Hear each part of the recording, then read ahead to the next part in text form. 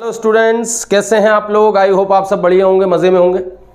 बच्चों, हम लोग कर रहे थे क्लास 10 साइंस एनसीईआरटी का चैप्टर नंबर 10 लाइट, जिसके अंदर हमारा टॉपिक चल रहा है रिफ्रैक्शन। रिफ्लेक्शन हमने पूरा कर लिया है, डिस्क्रिप्शन में लिंक है, पूरा चैनल जाके देख लो, उसमें PYQs वगैरह सब करा चुका हूँ। और अब बारी चल रही है रिफ्रैक्शन की। लास्ट लेक्चर में हम लोगों ने रिफ्रैक्शन की डेफिनेशन को पढ़ा और रिफ्रैक्टिव इंडेक्स के बेसिक आइडिया को समझा। इस लेक्चर में हम लोग completely types of refractive index पढ़ने वाले हैं और मोस्ट इंपॉर्टेंटली न्यूमेरिकल अप्रोच को समझने वाले हैं। बहुत सारे बच्चे लेंस के न्यूमेरिकल, मिरर के न्यूमेरिकल कर ले जाते हैं, परंतु फंसते कहां पे हैं? रिफ्रैक्टिव इंडेक्स के न्यूमेरिकल है। ये आपके दिल की बात छीन ली मैंने। आप भी अपने आप से पूछ लो, रिफ्रैक्टिव इंडेक्स का नाम आते ही, उसके न्यूमेरिकल आते ही आपको थोड़ी घबराहट हो जाती। कई सारे बच्चे रिफ्रैक्टिव इंडेक्स के न्यूमेरिकल में फंस जाते हैं। आज के बाद गारंटी दे रहा हूं, रिफ्रैक्टिव इंडेक्स के न्यूमेरिकल आपका गलत नहीं होगा। अगले 15 से 20 मिनट के अंदर बस कॉपी पेन उठा के नोट्स बना लो प्रॉपरली। रिफ्रैक्टिव इंडेक्स नाम का टॉपिक आपको आगे नहीं डराएगा। ये टॉपिक आपका क्लियर हो गया, मेरा ये प्रॉमिस है आपसे, ठीक है ना। तो हेडिंग लगा लो, types of refractive index. Heading लगा लीजिए, टाइप्स ऑफ रिफ्रैक्टिव इंडेक्स। उसके पहले छोटा सा रिकॉल करा दूं, लास्ट लेक्चर में मैंने आपको क्या पढ़ाया था।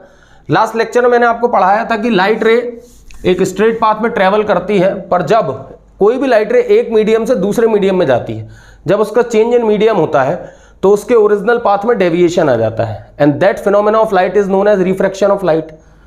और मीडियम में चेंज क्यों आता है? एक मीडियम रेयरर होता है, एक मीडियम डेंसर होता है। हमने मीडियम को दो पार्ट में डिवाइड करा था, रेयरर मीडियम और डेंसर मीडियम। रेयरर मीडियम के बारे में हमने क्या कहा था? ऐसे मीडियम जिनके मॉलिक्यूल्स जो हैं उनके बीच में इनफ स्पेस होता है, नोन एज रेयरर मीडियम। और कुछ ऐसे मीडियम होते हैं जिनके मॉलिक्यूल्स बहुत पास पास होते हैं, जिनके कंस्ट्रक्टिंग पार्टिकल्स बहुत करीब होते हैं, गरीब नहीं करीब, बहुत ज़्यादा करीब होते हैं, पास पास होते हैं। ऐसे मीडियम को हमने डेंसर मीडियम बोला था। फॉर एग्जाम्पल, अगर मैं ग्लास और एयर को कंपेयर करूं तो एयर जो है रेयरर मीडियम है और ग्लास जो है वो डेंसर मीडियम है, क्योंकि ग्लास एक सॉलिड है, इसके मॉलिक्यूल्स पास पास होंगे। एयर एक गैस है, गेयर मतलब मिक्सचर ऑफ गैस है, इसके जो मॉलिक्यूल्स हैं वो दूर दूर होंगे। तो on the basis of molecular structure हमने रेयरर और डेंसर को डिवाइड किया था। फिर हमने एक नया कॉन्सेप्ट और वहां पे सीखा था कि on the basis of refractive index भी हम रेयरर और डेंसर मीडियम को डिफाइन कर सकते हैं कि जिसका रिफ्रैक्टिव इंडेक्स ज्यादा उसका मतलब जिस मीडियम का रिफ्रैक्टिव इंडेक्स ज्यादा वो मीडियम ज्यादा डेंसर होगा, जिसका रिफ्रैक्टिव इंडेक्स कम वो रेयरर, जिसका रिफ्रैक्टिव इंडेक्स ज्यादा वो denser. On the basis of refractive index हम लोगों ने इस तरीके से डिफाइन करा था। और हमने ये भी सीखा था कि जब कोई लाइट रे रेयरर से डेंसर मीडियम जाती है, तो टुवर्ड्स द नॉर्मल बेंड हो जाती है। जब कोई लाइट रे रेयरर से डेंसर मीडियम जाती है तो टुवर्ड्स द नॉर्मल बेंड हो जाती है। इस केस में angle of incidence is always more than to angle of refraction. जब कोई लाइट रे रेयरर से डेंसर जाती है तो टुवर्ड्स द नॉर्मल बेंड हो जाती है। इसी में आपने ये चीज सीखी थी कि जब कोई लाइट रे डेंसर से रेयरर जाती है, तो it bends away from the normal, और इस केस में angle of incidence less than angle of refraction होता है। साथ में हमने एक चीज और सीखी थी कि speed of light increases in rarer medium, and speed of light decreases in denser medium. ये पूरा लेक्चर लिंक में दे रहा हूं, जाके देख लो, आपके कॉन्सेप्ट एकदम क्लियर हो जाएंगे। ये सारी चीजें हमने पिछले लेक्चर में पढ़ी थी, ठीक है ना। इसके बारे में हमने पूरी डिटेलिंग करी थी, बहुत अच्छे से हमने हर एक टॉपिक को क्लियर किया था। आज हमारी बारी है रिफ्रैक्टिव इंडेक्स को समझने की। भैया रिफ्रैक्टिव इंडेक्स आखिर क्या होता है? तो ये बात तो समझ में आ गई, refractive index inversely proportional to velocity होता है।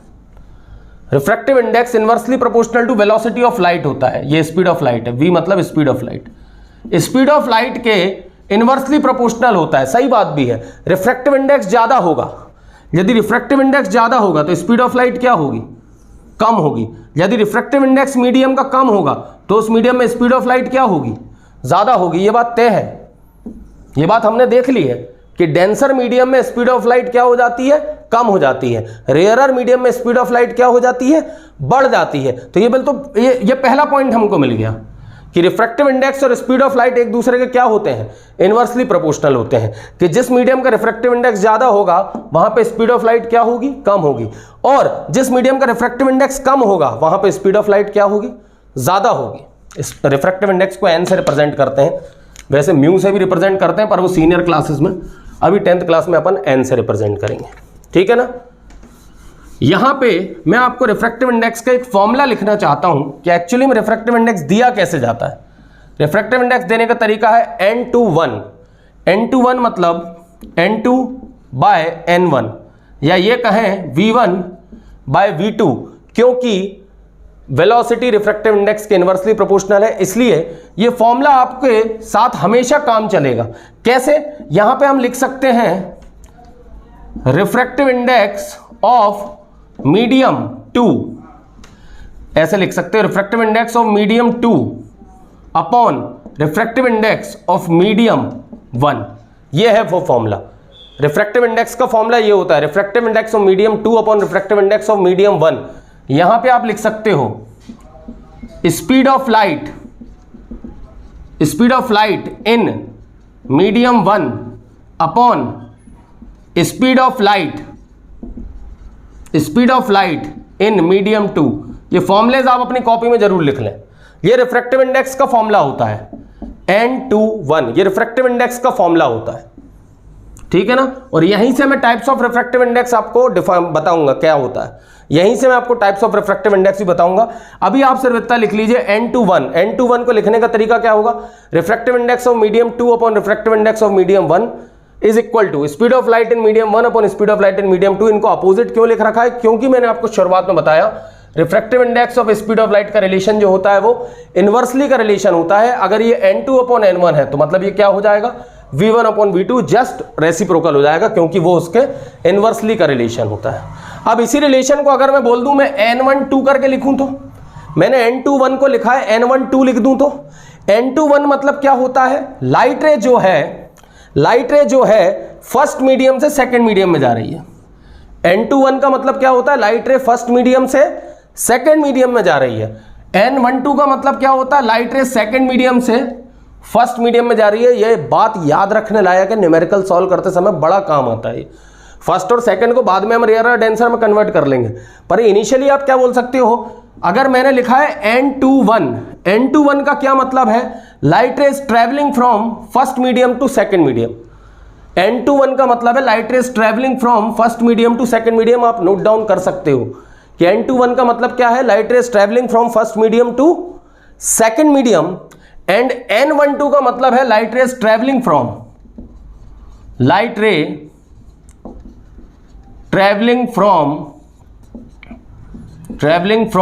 Medium 2 to medium 1। n/2 का मतलब ये होता है, और n/1 का मतलब क्या होता है, लाइट रे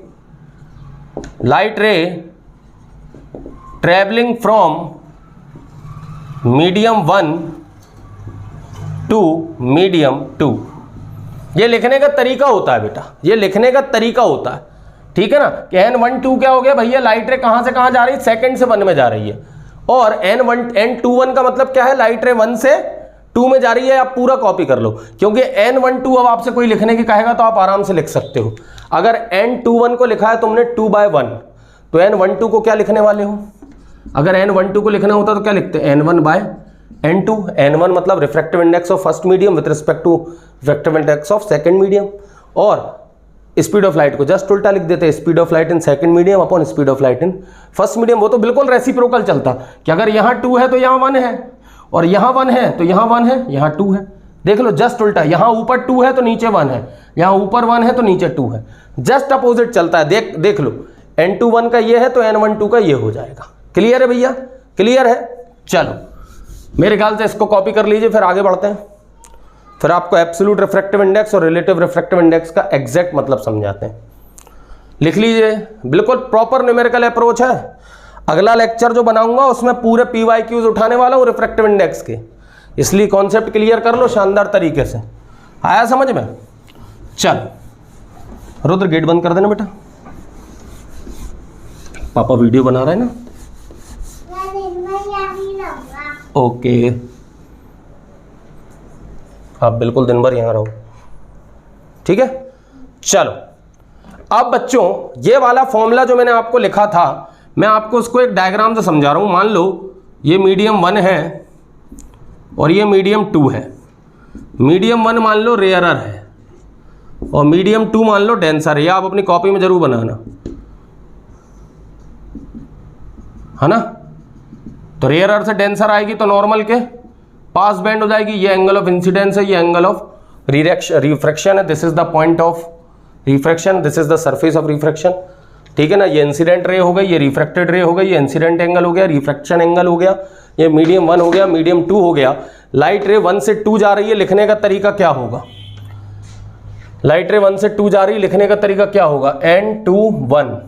लाइट रे 1 से 2 जा रही है तो लिखने का तरीका क्या होगा? N21, ठीक है ना। N21 मतलब refractive index of second medium upon refractive index of first medium, speed of light in first medium upon speed of light in second medium. ये तो आपका फॉर्मूला बन गया। N21 मतलब लाइट रे कहां से जा रही है? Light ray first to second, light ray first to second. 2-1 का मतलब फर्स्ट टू सेकंड, 1-2 का मतलब सेकंड टू फर्स्ट, ठीक है ना। 2-1 का मतलब 1 से 2, 2-1 लिखा है मतलब लाइट रे 1 से 2 गई है, और 1-2 लिखा है मतलब लाइट रे 2 से 1 गई है।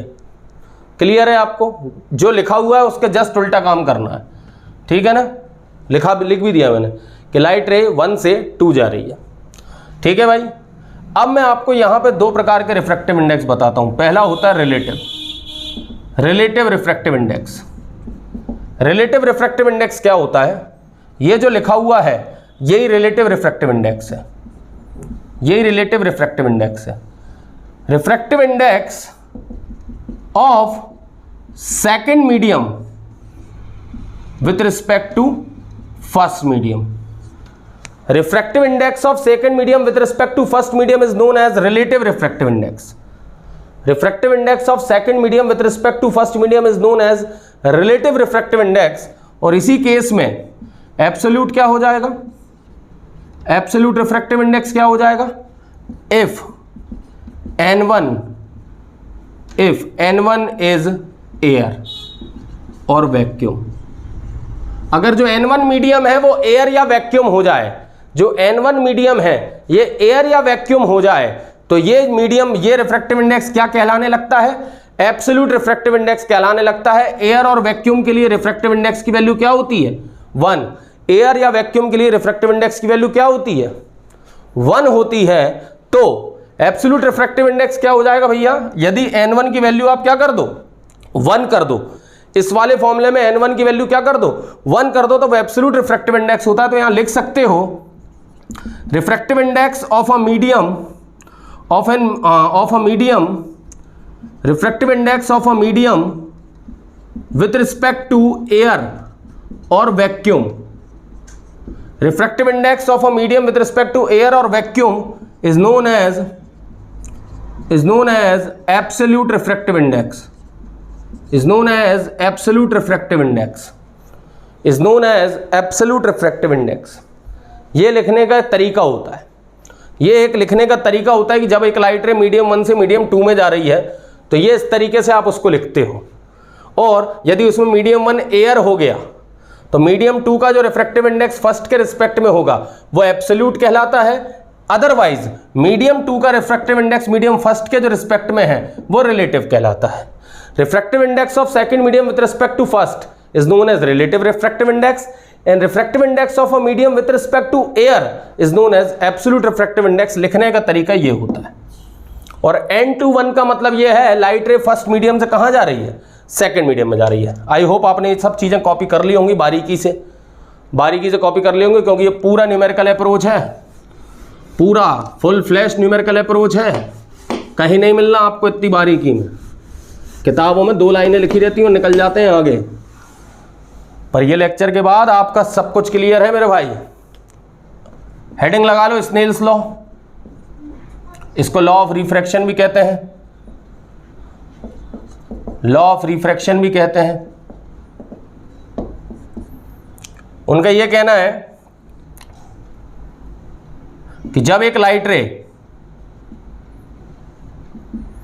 फर्स्ट मीडियम से सेकंड मीडियम में जा रही है, जब एक लाइट रे फर्स्ट मीडियम से सेकंड मीडियम में जा रही है तो angle of incidence upon angle of refraction का जो रेशियो है, sine of angle of incidence upon sine of angle of refraction, sine मतलब वो साइन थीटा कॉस थीटा वाला, sine of angle of incidence upon sine of angle of refraction is a constant and that constant is known as refractive index, यानी कि n is equal to sine i by sine r, n is equal to sin I by sin R, or we can say that n21 is equal to sin I by sin R, n21 is equal to sin I by sin R, ठीक है ना।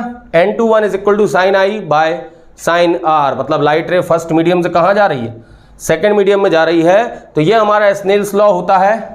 इस point पे आप Snell's law apply करिए। Snell's law हमसे कहता है sine of angle of incidence upon sine of angle of refraction, sine of angle of incidence upon sine of angle of refraction, इसका जो रेशियो होता है that ratio is known as constant, that constant is known as refractive index. So n is equal to sine i by sine r, n को हम लिख सकते हैं n21, n को हम लिख सकते हैं n21, ये n है, ये n21 है। n मतलब अकेला लिखा हुआ है, मतलब एब्सोल्यूट रिफ्रैक्टिव इंडेक्स, अकेला n लिखा रहा है मतलब एब्सोल्यूट रिफ्रैक्टिव इंडेक्स, n21 लिखा रहा है मतलब ये कौन सा है, ये रिलेटिव रिफ्रैक्टिव इंडेक्स है, n21 मतलब रिलेटिव रिफ्रैक्टिव इंडेक्स, और ये n अकेला लिखा रहा है मतलब absolute refractive index. Absolute refractive index मतलब विद रिस्पेक्ट टू एयर, मतलब ये जो ऊपर वाला मीडियम है ये क्या है, ये एयर रहा होगा या वैक्यूम रहा होगा, पर अभी हम उसको मीडियम 1 मान के चल रहे हैं, बाद में आप उसको न्यूमेरिकल सॉल्व करते समय अपना मन मान लेंगे। तो ये होता है स्नेल्स लॉ, ये होता है Snell's law. Sine i by sine r is equal to constant and that constant is known as refractive index, n21 is equal to sine i by sine r. तो यहाँ पे हमको एक फॉर्मूला मिल गया, n21 is equal to n2 by n1 is equal to v1 upon v2 is equal to sine i by sine r. अरे बहुत शानदार फॉर्मूला। तो n12 का फॉर्मूला क्या हो जाएगा, n12 का फॉर्मूला हो जाएगा n1 by n2 is equal to v2 by v1, ये भी पलट जाएंगे या sine r by sine i, ये भी पलट जाएंगे। इस हिसाब से आप कह सकते हो n21 is reciprocal of n12। Yes, senior class में जाके पढ़ोगे principle of reversibility, class 12th में यदि मैथ साइंस लिया और लाइट वाला चैप्टर पढ़ा तो this principle is called principle of reversibility. Senior class में जाके पढ़ोगे कि n21 को आप क्या लिख सकते हो, रेसिप्रोकल करके लिख सकते हो n12, n21 को लिख सकते हो 1 अपॉन n12 लिखा जा सकता है। मतलब अगर इसको वर्ड्स में लिखें तो refractive index of second medium with respect to first medium, refractive index of second medium with respect to first medium is 1 upon reciprocal of refractive index of first medium with respect to second medium is refractive index of first medium with respect to refractive index of second medium। ऐसा लिख सकते हो आप लोग, ये एक formula बना के लिख सकते हो कि n21 क्या होता है, refractive index of second medium with respect to first, उसका रेसिप्रोकल क्या हो जाएगा n12 मतलब refractive index of first medium with respect to second medium. n21 का मतलब लाइट रे 1 से 2 में गई है, n12 का मतलब लाइट रे 2 से 1 में गई है। ये रहे वो दो फॉर्मूले जो आपको सारे क्वेश्चन सॉल्व करवाने में मदद करेंगे। रिफ्रैक्टिव इंडेक्स का कोई भी न्यूमेरिकल हो आज के बाद आपको प्रॉब्लम नहीं क्रिएट करेगा, आई प्रॉमिस यू। बस ये लेक्चर आप मल्टीपल टाइम देख लीजिए, सारे नोट्स इसके प्रॉपर बना लीजिए, आज के बाद रिफ्रैक्टिव इंडेक्स आपका गलत नहीं होगा। नेक्स्ट लेक्चर में रिफ्रैक्टिव इंडेक्स के बहुत सारे न्यूमेरिकल्स करने वाले हैं, पर तब तक के लिए अपनी थ्योरी अच्छी कर लीजिए। चलिए मिलते हैं न्यूमेरिकल्स के साथ।